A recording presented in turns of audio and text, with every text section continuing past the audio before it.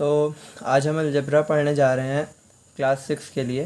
ठीक है, तो क्लास 6 के बच्चों के लिए ये ज़्यादातर बच्चों के लिए नई चीज़ होती है, थोड़ी सुनने में उनको बहुत टफ़ लगती है। हालांकि इतना टफ़ नहीं होती है, बहुत आसान होती है। ठीक है, पहले हम लोग शुरू करते हैं कि अभी तक हम लोग क्या पढ़ चुके हैं। अभी तक हम लोग प्लस माइनस मल्टीप्लाई करना, नंबर्स का 2 × 3 करना, 2/3 करना, है ना, या फिर 4 + 5 करना, यानी नंबर्स का मल्टीप्लाई डिवाइड करना जो है हम सीख चुके हैं। ये जो है मैथ की कौन सी ब्रांच में आता है? मैथ की ब्रांच मतलब कि मैथ में भी कई पार्ट्स होते हैं, तो उसमें एक पार्ट होता है, उसका नाम होता है अरिथमेटिक। तो ये अरिथमेटिक होता है जो अभी आप पढ़ रहे थे। ठीक है, इसको अरिथमेटिक बोलते हैं। बाकी आपने और भी चीज़ें पढ़ी होंगी, जैसे ये ट्रायंगल्स, है ना, स्क्वायर्स स्क्वायर्स रेक्टेंगल, है ना, क्वाड्रिलेट, ये सब आपने पढ़ा होगा, है ना। ये सब काहे में आता है? ये सब आता है मैथ की एक और ब्रांच है। मैथ की बहुत सारी ब्रांचेज हैं, उसमें से एक है अरिथमेटिक। एक ये ब्रांच जो है इसको बोलते हैं ज्योमेट्री। ठीक है, और ऐसे ही एक ब्रांच है, उसको हम लोग अलजेब्रा बोलते हैं। अलजेब्रा अलजेब्रा बोलते हैं। ठीक है, उसे हम अलजेब्रा बोलते हैं। अलजेब्रा में होता क्या है? आज पहला सवाल ये है कि अलजेब्रा में होता क्या? अलजेब्रा में लेटर्स होते हैं। लेटर्स यानी कि लेटर्स होते हैं। लेटर्स मतलब कौन से लेटर्स? जैसे ए से लेकर जेड तक कोई भी लेटर हो सकता है। A to Z तो कोई भी लेटर हो सकता है, लेकिन ज़्यादातर क्या इस्तेमाल होता है? XYZ या फिर LMN। ठीक है, ये सब लेटर ज़्यादा इस्तेमाल होते हैं। और कुछ भी आप इस्तेमाल कर सकते हैं, वो तो अब आपकी चॉइस के ऊपर है। ठीक है, तो लेटर्स का क्यों इस्तेमाल होते हैं? लेटर्स का मतलब क्या होता है? मैथ में लेटर्स कैसे आ गए? लेटर्स को हम लोग इस्तेमाल करते हैं कोई ऐसी चीज़ लिखने के लिए जो हमें ना पता हो। ठीक है, हम लोग यूज़ ऑफ लेटर्स क्यों करते हैं? यूज़ ऑफ लेटर्स किस लिए करते हैं? यूज़ ऑफ लेटर्स इसलिए करते हैं to know unknown. To know unknown यानी कि हमें जो चीज़ नहीं पता है वो हम निकालना चाहें, या फिर कोई चीज़ नहीं पता है तो निकालने के लिए, या फिर रूल्स और फार्मूलेस बनाने के लिए। रूल्स या फिर फार्मूला बनाने के लिए।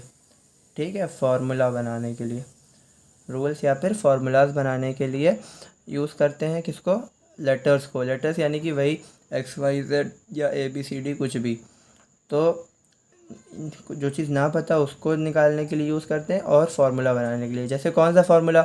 जैसे आपने पढ़ा होगा कि एरिया ऑफ रेक्टेंगल क्या होता है? एरिया ऑफ रेक्टेंगल होता है लेंथ इंटू ब्रेथ होता है ना। तो लेंथ इंटू ब्रेथ में जैसे आपको क्वेश्चन दिया हो कि 2 जो है लेंथ है और जो है ब्रेथ जो है वो 3 है, तो आप क्या करते थे कि आप जो है क्या करते थे कि 2 × 3 कर देते थे, तो एरिया कितना आ जाता था? 6 आ जाता था। तो अब लेंथ कुछ भी हो सकती है, लेंथ 3 भी हो सकती है, लेंथ 5 भी हो सकती है, लेंथ, ठीक है, लेंथ 8 भी हो सकती है। वैसे ब्रेथ भी कुछ भी हो सकती है, यानी कि इनकी वैल्यूज़ चेंज हो सकती हैं क्वेश्चन के हिसाब से। अलग अलग क्वेश्चन में अलग अलग होती हैं। ठीक है, जैसे आपका घर मान लिए, ये आपका रूम है मान लिए, ये आपका रूम है मान लिए 3 मीटर ऐसे है और 2 मीटर ऐसे है। और मान ली मेरा रूम बड़ा है, मेरा रूम 4 मीटर ऐसे है और 3 मीटर ऐसे है। तो वो कुछ भी हो सकती है लेंथ और ब्रेथ। ठीक है, तो ऐसी चीज़ें जो कुछ भी हो सकती हैं उनको हम लेटर से लिखते हैं। लेटर से यानी कि उसको हम L मान लेंगे और ब्रेथ को B मान लेंगे। ठीक है, ये लेंथ और ब्रेथ ये भी देखो लेटर्स ही तो हैं ये। तो लेटर्स को हम लोग मैथ में क्या बोलते हैं? वेरिएबल बोलते हैं। वेरिएबल बोलते हैं। वेरिएबल क्यों बोलते हैं? वेरिएबल हम लोग इसलिए बोलते हैं क्योंकि जो है वेरिएबल इसलिए वेरिएबल बना है वेरी से। अब वेरी का क्या मतलब होता है? वेरी का मतलब ऐसा होता है जिसकी वैल्यूज़ चेंज होती रहे। जैसे लेंथ कभी 2 भी हो सकती है, 5 भी हो सकती है ना। लेंथ ऐसा नहीं कि हमेशा 2 ही रहेगी, अलग अलग क्वेश्चन में अलग अलग हो सकती है ना। तो जो चीज़ की वैल्यू चेंज होती रहती है बार बार, कि जैसे अब कोई दूसरा रेक्टेंगल है तो उसमें अलग लेंथ होगी, अलग ब्रेथ होगी, है ना। तो जो चीज़ की वैल्यू चेंज होती रहती है तो वो वेरिएबल होती है। ठीक है बच्चों, तो अब आपको क्या बताया मैंने कि वेरिएबल्स होते हैं ठीक है। वेरिएबल्स क्या होते हैं? वेरिएबल्स कोई भी लेटर्स हो सकते हैं, लेटर्स को ही बोलते हैं वेरिएबल्स। भाई ए टू जेड में कुछ भी हो सकता है, ठीक है, ए टू जेड में कुछ भी हो सकता है, ये वेरिएबल्स होते हैं। और वेरिएबल्स एक होते हैं, वेरिएबल्स में ए टू जेड कुछ भी हो सकता है। और कांस्टेंट्स क्या होते हैं? वेरिएबल जिसकी वैल्यू बदलती रहे, ठीक है, वैल्यू कम हो सकती है, ज़्यादा हो सकती है, लेकिन कांस्टेंट में वैल्यू क्या रहती है? सेम रहती है, हमेशा कभी चेंज नहीं होती। जैसे टू है, टू क्या है? टू हमेशा टू ही रहेगा ना, टू की वैल्यू थ्री नहीं हो जाएगी ना। कि मान लिया आपने मुझसे कहा कि मुझको जो है 2 नोटबुक दे दिए, तो मैंने आपको 2 नोटबुक दे दी, है ना। लेकिन अगर जो है आपने जो है कहीं और जाके कहा किसी से कि 2 नोटबुक दे दिए, तब भी वो आपको 2 ही नोटबुक तो देगा। तो 2 की वैल्यू हमेशा 2 रहेगी। वैसे 23, यानी जितने भी नंबर्स होते हैं, नंबर्स वो कांस्टेंट होते हैं, नंबर्स जितने भी होते हैं वो कांस्टेंट होते हैं, ठीक है। तो लेकिन वेरिएबल, जैसे मैंने आपसे कहा कि मुझको पापा से, मान लिया आपने कहा कि मुझको कुछ पैसे दे दिए, तो हो सकता है पापा आपको 100 दे दें।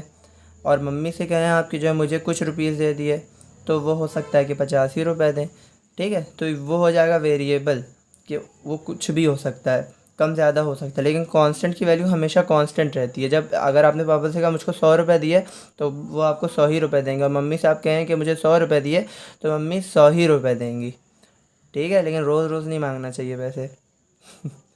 ठीक है।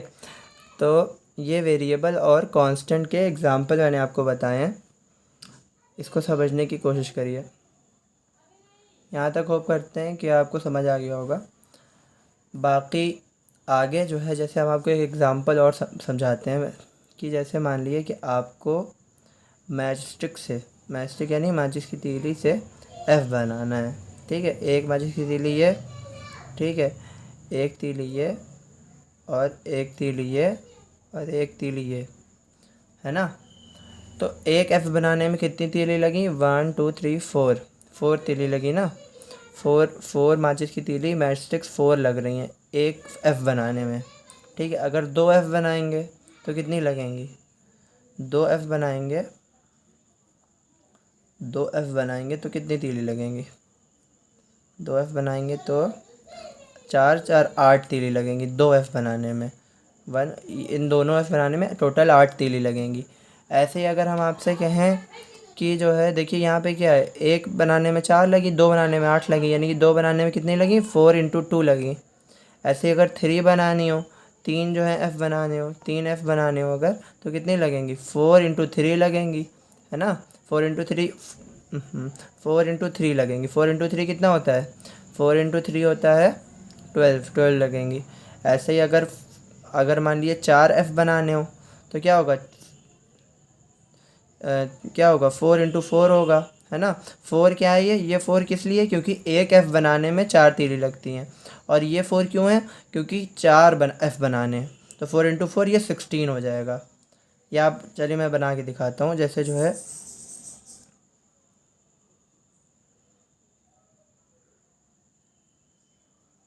देखिए ये तीसरा एफ़ हो गया। यहाँ तक 8 लगी थी, 9 10 11 और ये 12।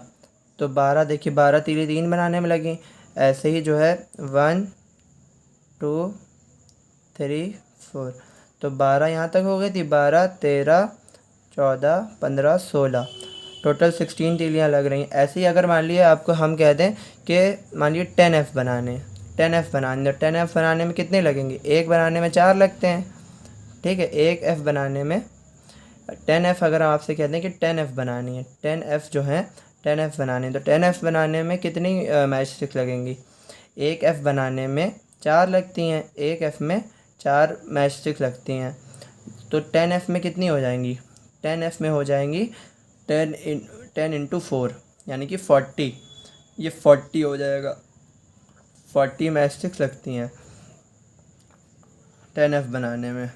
10 एफ़ बनाने में 40 मैच स्टिक्स लगती हैं। यहाँ तक समझ में आ गया? अब इसके बाद मान लीजिए आपको एक फ़ॉर्मूला बनाना हो, एफ़ की माचिस की तीली बनाने के लिए, एफ़ बनाने के लिए कितनी माचिस की तीली लगेंगी, इसका फ़ॉर्मूला बनाना है। तो हम क्या करेंगे कि एक बनाने में 4 लगती हैं, 4 के आगे हम लिख देंगे n, n लिख दें या कोई भी एक लेटर लिख दें x, 4x। 4x मतलब 4 इंटू एक्स, ठीक है, 4 इंटू एक्स। एक्स यहाँ पे क्या है, एक्स यहाँ पे एक वेरिएबल है, एक्स यहाँ पे एक वेरिएबल है, ठीक है, एक्स यहाँ पे एक वेरिएबल है,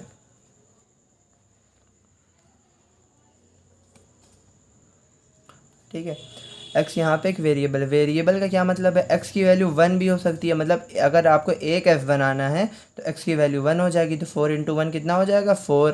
तो 4 एफ़, एक एफ़ बनाने के लिए 4 तीलियाँ लगेंगी। अगर आपको 2 एफ़ बनाने हैं तो 4 इंटू 2 हो जाएगा, एक्स की वैल्यू उसमें 2 हो जाएगी। अगर ऐसे 3 एफ़ बनाने तो एक्स की वैल्यू कितनी हो जाएगी, एक्स की वैल्यू हो जाएगी 3, तो 4 इंटू 3 12 हो जाएगा। लेकिन अगर मान लिया आपको 100 एफ़ बनाने वही माचिस की तीली से, तो क्या हो जाएगा, फॉर्मूला क्या है, 4 इंटू एक्स।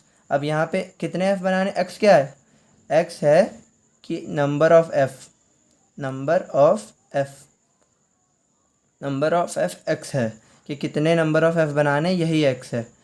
तो आपको यहाँ पे कितने बनाने, 100 बनाने, तो इसका आंसर क्या हो जाएगा, 4 इंटू 100, ठीक है। अभी पहली बार आप लोग पढ़ रहे होंगे तो थोड़ा समझने में दिक्कत हो रही होगी, लेकिन धीरे धीरे आपको ये समझ में आने लगेगा, ठीक है। तो चलिए इसी बात पे देखते हैं आप लोग को समझ आया है कि नहीं। तो आपसे एक सवाल पूछते हैं। सवाल क्या है, सवाल ये है कि जैसे मान लिया आपको ई बनाना है, मैच स्टिक से ई, ठीक है, ई बनाना है, ई बनाना है, तो इसका फार्मूला आप लोग बताइए कि इसका फार्मूला कैसे होगा। जैसे हमने एफ़ का बनाया था, एफ़ का था 4x, यानी कि एक्स जो है, एक्स क्या था, एक्स था कि नंबर ऑफ़ एफ़, कितने एफ़ बनाने हैं वो एक्स हो जाएगा। और बाकी एक एफ़ बनाने में 4 स्टिक्स लगती हैं, है ना, एक एफ़ बनाने में 4 स्टिक्स लगती हैं, इसलिए यहाँ 4 लिख दिया है। एक्स का क्या मतलब है कि, एक्स का मतलब है कि कितने आपको एफ़ बनाने हैं। आपको अगर 100 एफ़ बनाने हैं तो ये 4 इंटू 100 हो जाएगा, है ना, ये मैंने आपको बताया था। तो अब ये जो ई है, ई का क्या फार्मूला होगा, अगर ई का एक फार्मूला बनाना है तो ई का एक फार्मूला ये हो जाएगा, 1 stick, 2 stick, 3 stick, 4 stick, 5 stick, इसमें 5 स्टिक लगी हैं, ठीक है। तो इसका फार्मूला हो जाएगा 5 इंटू एक्स। ये 4x जो लिखा है इसका मतलब है 4 इंटू एक्स है। ऐसे ही 5 इंटू एक्स लिखें या फिर 5x लिखें, ये एक ही बात होती है। अगर एक वेरिएबल और एक कांस्टेंट के बीच में कुछ नहीं है, मतलब ना प्लस है, ना माइनस है, ना डिवाइड है, तो वहाँ पे मल्टीप्लाई होता है, ख़ुद से होता है। मतलब अगर ऐसे लिखें या ऐसे लिखें वो एक ही बात होती है, ठीक है। तो ये 5x है, तो 5x फार्मूला बन गया। अगर हमें मान लीजिए 50e बनाने हैं, 50e बनाने हैं मैच स्टिक से, तो कितनी तीलियाँ लगेंगी, तो 5 इंटू 50 हो जाएगा, है ना, x की जगह पे 50 आ जाएगा। x क्या है कि हमें कितने e बनाने हैं, यहाँ पे x क्या है कि हमें कितने f बनाने हैं, ठीक है। तो ये x की वैल्यू कुछ भी हो सकती है, x की वैल्यू 1 भी हम रख सकते हैं। अगर हमें 1 ई बनाना है, अगर हमें 5 ई बनाने तो x की वैल्यू 5 हो जाएगी। अगर हमें जो है 10 ई बनाने तो x की वैल्यू क्या हो जाएगी, x की वैल्यू हो जाएगी 10। अगर हमें 10 ई बनाने हैं, अगर हमें जो है मान लिए 18 ई बनाने तो x की वैल्यू 18 हो जाएगी। लेकिन यहाँ पे x क्या है, यहाँ पे x जो है वो है, x यहाँ पे है वेरिएबल। क्यों, क्योंकि हमें ये कुछ भी हो सकते हैं, 3 बनाने हो सकते हैं, 4 बनाने हो सकते हैं, 5 बनाने हो सकते हैं, ना, इसलिए ये है वेरिएबल, यानी कि इसकी वैल्यू चेंज हो सकती है, वेरी हो सकती है, इसीलिए इसको हम लोग वेरिएबल बोलते हैं। बाकी 5 क्या है यहाँ पे, 5 देखिए ई बनाने के लिए हमें हमेशा 5 ही तीली चाहिए होंगी। ऐसा नहीं है कि किसी ई में 2 तीली लगें या किसी ई में 4 तीली लगें। हर ई में जो है 5 ही तीली लगेंगी, किसी ई में 6 तीली भी नहीं लगेंगी, 5 ही तीली हर ई में लगेंगी। तो यहाँ पे 5 क्या है, 5 चेंज नहीं होगा, तो 5 क्या है, 5 कांस्टेंट है, तो ये कांस्टेंट है, C फॉर कांस्टेंट है ये। और ये क्या है, ये वेरिएबल है, वेरिएबल, V फॉर वेरिएबल, ठीक है, ये V फॉर वेरिएबल है। तो कांस्टेंट और वेरिएबल आप समझ गए। ऐसे ही चलिए एक क्वेश्चन और पूछ लेते हैं। मान ली हमको Z बनाना है, Z मतलब Z अगर बनाना है, Z में तो वैसे यहाँ पे भी लगेगी तीली एक, और एक तीली है, और एक तीली ऐसे, ठीक है। मान लीजिए 4 तीलियों वाला हमें Z बनाना है, मतलब 4 तीली लगा के बना रहे, तो इसका फार्मूला क्या होगा, इसका फार्मूला भी वही हो जाएगा, 4 इंटू एक्स। 4 क्या है कि एक Z बनाने में कितनी तीली लगेंगी, और 4 इंटू एक्स क्या है कि x हमें कितने Z बनाने हैं। अगर हमें 90 सेट बनाने हैं तो 4 × 90 हो जाएगा कि हमें 4 × 90 कितना होगा 270। तो हमें 270 तीलियाँ लगेंगी, यानी माचिस की तीलियाँ 270 लगेंगी अगर हमें 90 सेट बनाने। ठीक है, क्योंकि एक बनाने में 4 लग रही हैं। ठीक है, अब हम लोग कुछ कन्फ्यूजन्स को डिस्कस करेंगे। ठीक है, कुछ कन्फ्यूजन को हम लोग डिस्कस करेंगे जो अलजेब्रा में आप लोग अक्सर गलतियां कर देते हैं वो। ठीक है, अगर x+10 लिखा है, ठीक है, x+10 अगर लिखा है तो ये ऐसे ही रहेगा, ये सॉल्व हो के ऐसे नहीं लिख देंगे आपके 10x। ठीक है, ये इसके बराबर नहीं होता है। 10x का मतलब है 10 × x, और x+10 है x में जो है 10 जोड़ रहा है, यहाँ पे ऐड हो रहा है, यहाँ पे मल्टीप्लाई हो रहा है, तो ये दोनों बराबर ऐसे कभी नहीं लिखा जाता है। नंबर 1 कन्फ्यूजन बच्चों को यही होता है कि उन लोग ऐसे लिख देते हैं, ऐसे नहीं होता है। अगर x-10 लिखा है तो वो x-10 ही रहेगा, उसको x/10 ना कर दिएगा कभी। ठीक है, ऐसा बच्चे करते नहीं हैं। ये गलतियाँ ज़्यादातर बच्चे करते हैं कि x+10 को 10x लिख देते हैं। x+10 बस ऐसे ही रहेगा, ये और सॉल्व नहीं हो सकता है क्योंकि इसमें एक वेरिएबल है और एक कांस्टेंट है। ठीक है, और 10x भी 10x ही रहेगा। अगर जो क्वेश्चन में अगर x की वैल्यू मान लीजिए 2 दे दी हो तो ये आंसर निकालने के लिए क्या हो जाएगा 10 × 2 हो जाएगा। x की जगह पे हम लोग 2 रख देंगे तो ये आ जाएगा कितना 20। ठीक है, तो ये x+10 जो है ये आगे अब सिंप्लीफाई नहीं हो सकता, ये x+10 हमेशा x+10 ही रहेगा। ठीक है, और 10x जो है वो 10x ही रहेगा। अगर मान लिया x की वैल्यू 2 है तो 10x कितना हो जाएगा 20 हो जाएगा 10 × 2, और x+10 कितना हो जाएगा, x की जगह 2 रख देंगे, 2 + 10 कितना हो जाएगा, ये 12 हो जाएगा। देखिए दोनों में अलग अलग आंसर आ रहा है ना, इसीलिए जो है x+10 और 10x अलग अलग बात होती है, इसको कभी सेम नहीं समझिएगा। ठीक है, अब जैसे एनसीईआरटी का पहला क्वेश्चन उठाते हैं, एनसीईआरटी के 11.1 का पहला क्वेश्चन उठाते हैं। वो क्या है कि हमें टी बनाने का फॉर्मूला बताइए। टी बनाना है 2 मैच स्टिक से। ठीक है, एक मैच स्टिक ये और एक मैच स्टिक ये, 2 मैच स्टिक से हमें टी बनाना है। तो उसके लिए इसका फॉर्मूला क्या हो जाएगा, इसमें कितनी तीली लग रही हैं, 1 और 2 तीलियाँ लग रही हैं, तो इसका फॉर्मूला हो जाएगा 2 × x, या फिर कोई भी वेरिएबल आप यहाँ रख सकते हैं, जैसे 2n रख सकते हैं, n रख लिए, f रख लिए, जी रख ली, कुछ भी कोई भी आप जो है एक लेटर उठा के रख लिए वो रख सकते हैं। तो ये इसका फार्मूला हो जाएगा। ऐसे ही जो है वी का फार्मूला क्या हो जाएगा, वी का भी सेम फार्मूला होगा क्योंकि वी में भी 2 ही स्टिक हैं, है ना। यू का क्या फार्मूला होगा, यू अगर बनाना है तो इसमें कितनी स्टिक हैं, 1 2 3 है, तो इसका फार्मूला हो जाएगा 3n। चलिए आप लोग इसका बताइए इसका क्या होगा। ये तो मैं चलो बता चुका हूँ, लेकिन आप लोग फिर से बताइए इसका क्या होगा। इसका आप लोग खुद से करेंगे ई वाले का। ठीक है, ई का आप लोग खुद से करेंगे। अब ऐसे ही जितने भी इसके बचे हुए क्वेश्चंस हैं वो आप लोग खुद से करेंगे। ठीक है, अब सेकंड क्वेश्चन में ये पूछा है कि कौन से ऐसे लेटर्स हैं जिनका फॉर्मूला एल के जैसा आ रहा है। ऐसे ही एनसीईआरटी का जो है वो थर्ड क्वेश्चन है।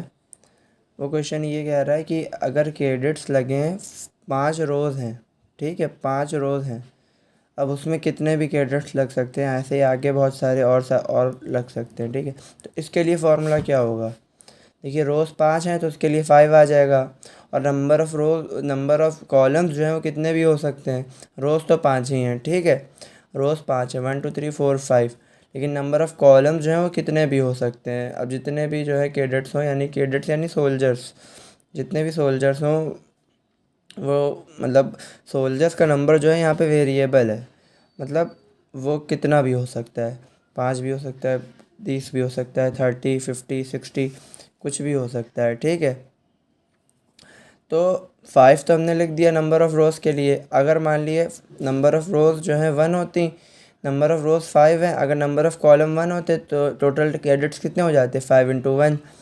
अगर मान ली नंबर ऑफ़ रोज़ जो है नंबर ऑफ़ कॉलम जो है 3 होते खाली, ये 3 ही कॉलम होते खाली, तो क्या हो जाती नंबर ऑफ़ सोल्जर्स कितने हो जाते 5 × 3 हो जाते। ऐसे समझ लीजिए जैसे स्कूल में लाइन लगी है, ठीक है, असेंबली में 5 मतलब 5 ही क्लास हैं, सिर्फ 5 क्लास हैं। अब हर क्लास में कितने मतलब कितने भी बच्चे हो सकते हैं। ठीक है, तो 5 × 1 हो जाएगा। अगर एक बच्चा लगा है खाली, 3 बच्चे लगे हैं तो 5 × 3 हो जाएगा। तो वो कितने भी हो तो जनरल फार्मूला उसके लिए क्या हो जाएगा 5 × 5 इंटू बोल सकते हैं n, ठीक है। n कोई भी यहाँ पे वेरिएबल हो सकता है, n मतलब कोई भी एक नंबर हो सकता है। n तो ख़ुद में एक वेरिएबल है, लेकिन फार्मूला क्या हो जाएगा 5n। अब अलग अलग वैल्यू हो, n क्या है, n जो है वो नंबर ऑफ़ कॉलम्स हैं, 5 तो नंबर ऑफ़ रोज़ था। तो नंबर ऑफ़ रोज़ और नंबर ऑफ़ कॉलम्स को जब मल्टीप्लाई करते हैं तो वो निकल आता है कि टोटल कितने लोग हैं। तो ये टोटल लोग निकालने के लिए एक फार्मूला बन जाएगा, ठीक है। अब जैसे एक 6 क्वेश्चन है एनसीईआरटी का कि एक बर्ड जो है वो 1 मिनट में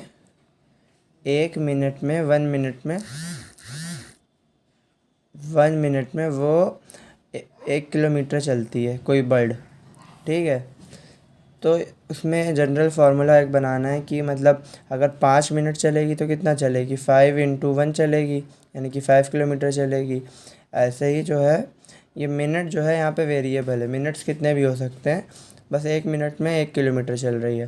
तो इसका फार्मूला क्या हो जाएगा, नंबर ऑफ़ मिनट्स कुछ भी हो सकते हैं, तो नंबर ऑफ़ मिनट्स को हम जो है टी से लिख लेते हैं, यानी कि टी की वैल्यू 1 भी हो सकती है, यानी 1 मिनट भी हो सकता है, 2 मिनट भी हो सकता है, 3 मिनट भी हो सकता है, 10 मिनट भी हो सकता है। वो अलग अलग क्वेश्चन में अलग अलग होता है, ठीक है। तो इसका फार्मूला क्या बन जाएगा, 1 क्यों लिख रहे हैं, क्योंकि 1 मिनट में 1 ही किलोमीटर चलेगी। तो टी मिनट यानी कि मान ली 10 मिनट्स है, तो टी मिनट में कितनी चलेगी, 1 इंटू टी मिनट्स, यानी कि 1 इंटू टी यानी कि कितना हो जाएगा, 1 इंटू टी की वैल्यू अगर 10 है तो 1 इंटू 10 हो जाएगा। तो 10 मिनट्स में 10 किलोमीटर चलेगी, ठीक है। ये जनरल फार्मूला हो गया 6 क्वेश्चन का, ठीक है। अब ये अगला क्वेश्चन एक एक्स्ट्रा क्वेश्चन हमने लिया है कि ये चाकू है, नाइफ़ है, नाइफ़ का जो ब्लेड है वो 5 सेंटीमीटर का है, और ये जो है उसका हैंडल हैंडल 1 सेंटीमीटर का है। ए यहाँ पे एक वेरिएबल है। तो अब ये बताना है ये टोटल 5 और ए मिला के कितना हुआ। तो इसको मिलाने के लिए हम क्या करेंगे, 5 इंटू ए करेंगे ना, 5 इंटू ए करेंगे, सही है ना ये, नहीं ये सही नहीं है, क्योंकि इन दोनों को जोड़ना है तो मल्टीप्लाई नहीं करेंगे, इसको 5 प्लस ए लिख देंगे बस, ठीक है। 5 प्लस ए ब्रैकेट लगा देंगे सेंटीमीटर, ठीक है। जोड़ेंगे 5 प्लस ए और 5 ए अलग अलग चीज़ें हैं, ठीक है। यानी ये 5 इंटू ए है और ये 5 प्लस ए है, तो इंटू और प्लस अलग अलग होता है, तो आपको पता ही है। ऐसे एक क्वेश्चन और है, वो क्वेश्चन क्या है कि एक एप्पल है, एप्पल कितने रुपए का है, एप्पल जो है वो x रुपीज़ का है, x रुपीज़ का है एप्पल, और जो बनाना है, बनाना वो जो है 1 रुपीज़ का है। तो अब ये बताना है कि दोनों की कॉस्ट मिला के कितनी होगी। तो यहाँ पे भी क्या करेंगे, यहाँ पे प्लस करेंगे, यहाँ पे जो है मल्टीप्लाई नहीं होगा, प्लस होगा, क्योंकि दोनों को जोड़ना है ना, इसलिए जोड़ने को तो प्लस, ठीक है। तो हम लोग अब एक सवाल और देखते हैं, वो क्या है कि जैसे ये स्क्रू ड्राइवर है, ये पूरा मतलब पूरा यहाँ से लेके यहाँ तक ये क्यू सेंटीमीटर का है, ठीक है। क्यू सेंटीमीटर यानी कि ये क्यू कुछ भी हो सकता है, जैसे हम लोग मान लेते हैं 10 सेंटीमीटर का टोटल यहाँ से यहाँ तक, ठीक है। और यहाँ से यहाँ तक मान लीजिए कि ये 7 सेंटीमीटर का है, इसमें पी लिखा हुआ है, पी मतलब कुछ भी हो सकता है इसलिए पी लिखा हुआ है, हम लोग 7 मान ले रहे हैं आसान करने के लिए। तो हमें क्या करना है कि ये जो है ये पूरा 10 है, ये 7 है, तो इसकी निकालने की कितनी होगी। तो इन दोनों का मिला करके ही तो 10, ये 10 होगा।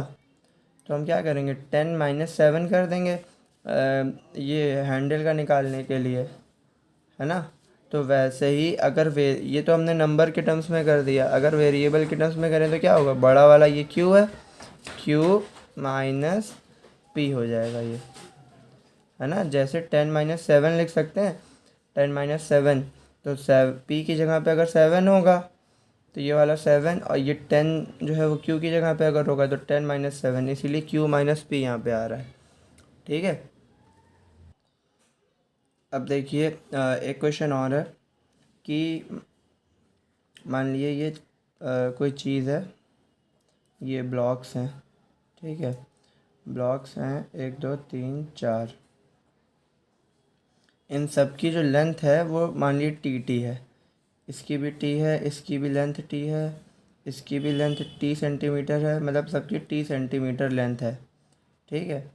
टी सेंटीमीटर सबकी लेंथ है, तो ये पूछ रहा है कि सबकी मिला करके कितनी होगी, सबकी मिला करके कितनी होगी, T plus T plus T plus T, है ना। 4 बार टी जुड़ जाएगा, तो 4 बार टी जो है वो कैसे जुड़ेगा, जैसे 2 + 2 + 2 4 बार अगर 2 हो तो हम उसको 2 × 4 भी लिख सकते हैं। वैसे ही अगर 4 बार टी प्लस में लिखा हो तो हम इसको 4 × टी भी लिख सकते हैं, ठीक है। ये 4t हो जाएगा। आप ऐसे समझ सकते हैं कि अगर 4 एप्पल हैं, मतलब एक एप्पल ये, एक एप्पल ये, एक एप्पल ये, एक एप्पल ये, तो कितने एप्पल हैं, 4 एप्पल है ना। तो ये इसीलिए यहाँ पे हमने 4 एप्पल लिखा है, समझने के लिए समझ सकते हैं। बाकी अगर आप 4 सेम चीज़ों को जोड़ रहे हैं तो उसमें हम 4 मल्टीप्लाई करके लिख दें तो वही बात हो जाएगी, ठीक है।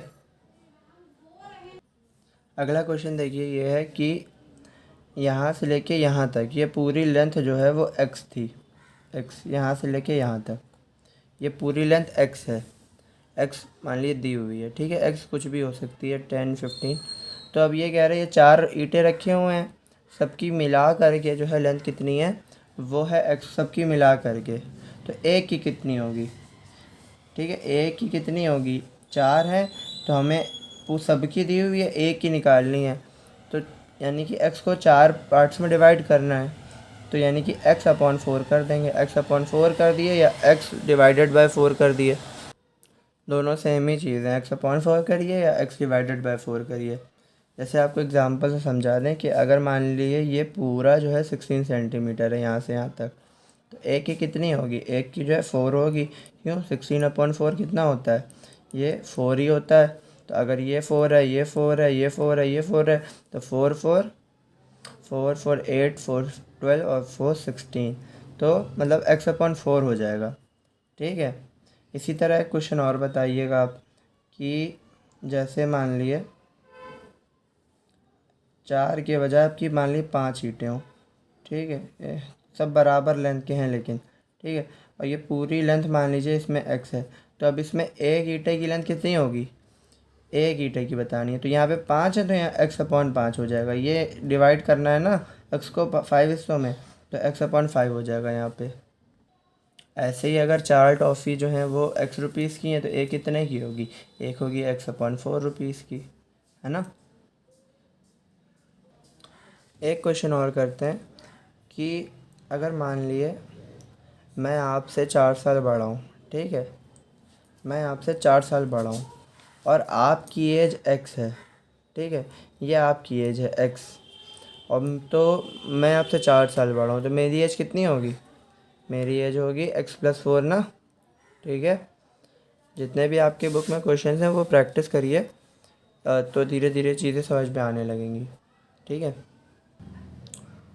अब देखिए एक क्वेश्चन है कि जैसे एक इक्विलेटरल ट्रायंगल है, ठीक है। इक्विलेटरल ट्रायंगल क्या होता है, ये सब आप लोग पढ़ चुके होंगे उम्मीद करते हैं। इक्विलेटरल ट्रायंगल वो होता है जिसकी सारी साइड्स इक्वल होती हैं, यानी कि मान लिया अगर ये 3 है तो ये भी 3 होगी, ये भी 3 होगी सेंटीमीटर, ठीक है। ये 3 सेंटीमीटर है तो ये भी 3 सेंटीमीटर होगी, ये भी 3 सेंटीमीटर होगी, ठीक है। तो मान लेते हैं ये वाली साइड L है, L लेंथ है, ठीक है, ये वाली साइड की, तो ये वाली भी खुद ब खुद L हो जाएगी क्योंकि ये इक्विलेटरल ट्रायंगल है ना। तो अब ये क्वेश्चन है कि इसका पेरीमीटर कितना होगा, ये जो इक्विलेटरल ट्रायंगल्स का पेरीमीटर क्या होगा। पेरीमीटर क्या होता है, पेरीमीटर होता है सम ऑफ ऑल साइड्स, यानी सारी साइड्स को जोड़ना, है ना। तो L + L + L हो जाएगा, तो 3 बार L जोड़ेगा तो हम उसको 3L भी लिख सकते हैं, 3L, है ना। 3 बार जब L जोड़ेगा तो हम उसको 3L लिख सकते हैं। जैसे अभी हमने बताया था कि T जो है 4 बार जोड़ेगा तो उसको 4T लिख सकते हैं, वैसे ही 3 बार अगर L जोड़ेगा तो उसको 3L भी लिख सकते हैं। देखिए एक क्वेश्चन और है, एक क्वेश्चन और है, वो क्या है कि जो सर्कल होता है, सर्कल, सर्कल का एक सेंटर होता है, तो आप जानते ही हैं कंपास से बनाते हैं सर्कल, तो उसका एक सेंटर होता है। तो सेंटर से कोई भी लाइन जो है अगर यहाँ पे छुल रही है, तो मतलब सर्कल को टच कर रही है और वो सेंटर को टच कर रही है और सर्कल को टच कर रही है, तो हम उसको क्या बोलते हैं, उसको बोलते हैं रेडियस, ठीक है, उसको रेडियस बोलते हैं। लेकिन अगर यही इसी लाइन को हम दूसरी तरफ भी बढ़ा दें, यानी कि ऐसे कर दें, यानी कि जो पूरा सर्कल का कितना चौड़ा सर्कल है अगर हमें ये देखना है, ठीक है, कितना चौड़ा सर्कल है हमें ये देखना है, तो इसी को जितना चौड़ा सर्कल है इसी को डायामीटर बोलते हैं, डायामीटर, ठीक है, डायामीटर बोलते हैं इसी को, पूरे को, इसको डायामीटर। और इसमें आधा जो होता है यानी कि सिर्फ इतना, यानी कि जितना आप कंपास से मेजर करते हैं फिर सर्कल बनाते हैं, है ना। तो अगर आपने 5 मेजर किया कंपास से और फिर सर्कल बनाया तो वो रेडियस होगी। लेकिन अगर आपने 5 मेजर करके सर्कल बनाया तो रेडियस तो 5 होगी, लेकिन डायमीटर कितनी होगी, डायमीटर जो है 10 हो जाएगी, क्योंकि 5 इधर और 5 इधर, 10 हो जाएगी। तो अब क्वेश्चन ये है कि डायमीटर को लिखना है रेडियस के टर्म्स में, यानी कि डायमीटर को हम क्या कह सकते हैं, मतलब अगर डायमीटर देखिए, अगर रेडियस 5 है तो डायमीटर कितनी होगी, 5 इंटू 2 होगी। अगर रेडियस 6 है तो डायमीटर कितनी होगी, 6 इंटू 2 होगी, है ना, 6 इधर और 6 इधर। ये अगर रेडियस जो है, ये रेडियस की बात हो रही है, रेडियस अगर 5 है तो डायमीटर जो है 5 इंटू 2 10 हो जाएगी। अगर जो है रेडियस 6 है तो डायमीटर कितनी हो जाएगी, डायमीटर 12 हो जाएगी। ऐसे ही अगर रेडियस मान ली r है तो डायमीटर कितनी हो जाएगी, डायमीटर r इंटू 2 हो जाएगी। डायमीटर का फॉर्मूला क्या हो जाएगा, 2 इंटू आर, ठीक है। मतलब ये दिख रहा है, बहुत आसान बात है कि अगर हम रेडियस में 2 मल्टीप्लाई करवा दें तो डायमीटर निकल आएगी, ठीक है। ऐसे ही अगर मान लीजिए इसका उल्टा करना हो, मान लीजिए रेडियस का फॉर्मूला निकालना हो डायमीटर के टर्म्स में, तो बहुत आसान है। जैसे मान लीजिए डायमीटर 10 दी हुई है तो पता चल रहा है कि रेडियस इसकी आधी होती है, यानी इसमें 2 से डिवाइड करना होता है ना, तो ये 5 हो जाएगा। तो ऐसी तरह रेडियस क्या हो जाएगी, रेडियस हो जाएगी डायमीटर अपॉन 2, यानी कि ये यहाँ 2 ये मल्टीप्लाई में है, इधर उधर जाएगा तो डिवाइड में हो जाएगा, ठीक है। ये दोनों चीज़ें बहुत इम्पॉर्टेंट है। अब नेक्स्ट चीज़ जो है वो इम्पॉर्टेंट है काफ़ी। जैसे क्या है, जैसे मान लीजिए लिखा है z+1, ठीक है। तो z+1 कैसे लिख सकते हैं हम, इसको इंग्लिश में कैसे लिख सकते हैं, इसको हम ये बोल सकते हैं कि z इज़ एडेड टू 1, या फिर ये कह सकते हैं कि 1 इज़ एडेड टू z। तो हम इसको क्या बोलेंगे, z इज़ एडेड टू 1, ठीक है। फिर जो है ऐसे ही जो है मान लीजिए लिखा हो कि 3x लिखा हो, तो हम ये क्या लिखेंगे, 3 इज़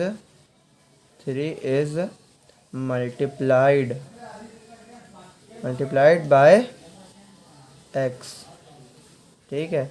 अगला क्वेश्चन क्या हो सकता है कि x माइनस 3, तो अब हम लिखेंगे 3 सब्ट्रैक्टेड फ्रॉम x, ठीक है। 3 जो फ्रॉम के बाद आता है उसको हम पहले लिखते हैं, इसीलिए हमने x बाद में लिखा है, ठीक है। हाँ, तो 3 सब्ट्रैक्टेड फ्रॉम x, ठीक है। और थोड़ा सा टफ चलते हैं कि अच्छा, जो मैंने ये बताया 3 इज़ मल्टीप्लाइड बाय x, इसको ये भी बोल सकते हैं 3 इज़ मल्टीप्लाइड बाय x, और इसमें ये भी बोल सकते हैं कि 3 टाइम्स x, इसी को 3 टाइम्स x भी बोल सकते हैं, 3 टाइम्स x, ये दोनों सेम बात है। अच्छा बताइए ये क्या है, 3 टाइम्स x प्लस 2, या फिर 2 is added to 3 times x, ये भी बोल सकते हैं इसको, है ना। 2 इज़ एडेड टू 3 मतलब 3 टाइम्स x, ठीक है। अब जो है इसका उल्टा है कि अभी तो हमें जो है ये इसको क्या बोलते हैं, इसको पहली चीज़ एक्सप्रेशन बोलते हैं, और ये तो आपको जानते हैं, इससे वर्ड्स बोलते हैं, लैंग्वेज बोलते हैं, ये एक्सप्रेशन होते हैं। तो एक्सप्रेशन से अभी हम वर्ड्स बना रहे थे, तो अब उल्टा करेंगे, अब वर्ड से एक्सप्रेशन बनाएंगे कि क्या, जैसे 7 एडेड टू p, तो ये क्या लिख सकते हैं, इसको लिखते हैं 7 + p लिख सकते हैं, है ना। 7 + p लिखें या p + 7 लिखें, एक ही बात होती है। ठीक है। लेकिन 7 - p और p - 7 ये दोनों अलग अलग बात होती हैं, ये बराबर नहीं होते हैं। मतलब अगर जो है 5 में से 2 माइनस करें, ठीक है, तो 3 आएगा। लेकिन 2 में से अगर 5 माइनस करें तो उल्टा हो गया, तो 2 में से अगर 5 माइनस करेंगे तो -3 आएगा। तो इसीलिए ये दोनों बराबर नहीं होते। लेकिन अगर 5 + 2 करें तो 7 आएगा, और 2 + 5 अगर करें तो तब भी 7 आएगा। इसीलिए एडिशन में तो उल्टा करके लिख सकते हैं, लेकिन डिवाइड में जो है नहीं लिख, वो माइनस में नहीं लिख सकते हैं, ठीक है। अब जो है क्या है, 7 इज़ एडेड टू p, तो ये 7 + p हो गया। अब अगर कहें कि जो है 7 सब्ट्रैक्टेड फ्रॉम -m, ठीक है। वेरिएबल में माइनस साइन भी हो सकता है, ये हम आपको बता रहे हैं कि वेरिएबल में माइनस साइन भी हो सकता है। तो यहाँ पे ये -m है। 7 जो है सब्ट्रैक्ट करना है -m में से, तो जो फ्रॉम के बाद आता है उसको हम पहले लिखते हैं, तो -m को हम पहले लिखेंगे, ठीक है। अब सब्ट्रैक्ट के लिए यहाँ माइनस का साइन लगेगा, तो और किसको माइनस करना है, 7 को, यहाँ 7 लिख देंगे। अगर मान लीजिए ये लिखा हो 3 सब्ट्रैक्टेड फ्रॉम x लिखा होता तो हम x - 3 लिख देते, है ना। या फिर यहाँ पे अगर -x होता तो हम यहाँ भी माइनस लगा देते, ठीक है। आई होप कि ये समझ में आ गया होगा। अच्छा, मान लीजिए लिखा हो p मल्टीप्लाइड बाय -5, तो ये क्या हो जाएगा, -5 × p, या फिर -5p भी लिख सकते हैं इसको। जब दो नंबर और कांस्टेंट के बीच में कुछ नहीं होता है, वो वेरिएबल और कांस्टेंट के बीच में कुछ नहीं होता है, तो क्या वहाँ पे मल्टीप्लाई का साइन माना जाता है, ठीक है। ठीक है, अगला क्वेश्चन है कि y is multiply by 8 and added to 6, तो क्या होगा, y मल्टीप्लाइड बाई 8 को क्या लिख सकते हैं, -8y भी लिख सकते हैं, है ना। क्या है कि y जो है मल्टीप्लाइड टू -8, तो -8 × y भी लिख सकते हैं, या y × -8 लिखें, या फिर -8 × y, ये दोनों एक ही बात है। जैसे अभी हमने प्लस माइनस का बताया, प्लस का बताया, जैसे प्लस का होता है वैसे ही मल्टीप्लाई का भी होता है ना। और जैसे माइनस का होता है वैसे ही डिवाइड का होता है कि हाँ y डिवाइडेड बाई 8 तो लिख सकते हैं, लेकिन 8 डिवाइडेड बाई गलत हो जाए, उल्टा हो जाएगा। 8 डिवाइडेड बाई y जो है वो इसका उल्टा हो जाएगा। ये दोनों बराबर नहीं है, लेकिन ये दोनों बराबर हैं। जैसे माइनस वाले बराबर नहीं थे वैसे डिवाइड वाले बराबर नहीं है, जैसे प्लस वाले बराबर थे वैसे ही मल्टीप्लाई वाले बराबर हैं, जैसे अभी हमने पहले बताया था, ठीक है। अब -8 × y जो है कितना होगा, -8 × y है, क्या कह रहा है कि y is multiplied by -8 and then added to 6, यानी कि y को हमने 8 से मल्टीप्लाई करा दिया और फिर उसमें 6 जोड़ना है, तो बस इसमें 6 जोड़ दें, +6। अच्छा, ये मल्टीप्लाई का साइन लगाना ज़रूरी नहीं, तो हम इसको सिर्फ -8y लिख सकते हैं, -8y + 6, तो यही हमारा आंसर हो जाएगा, ठीक है। तो आज की वीडियो यहीं पे ख़त्म करते हैं, इसका अगला पार्ट आएगा, वो आप लोग ज़रूर देखिएगा, ठीक है।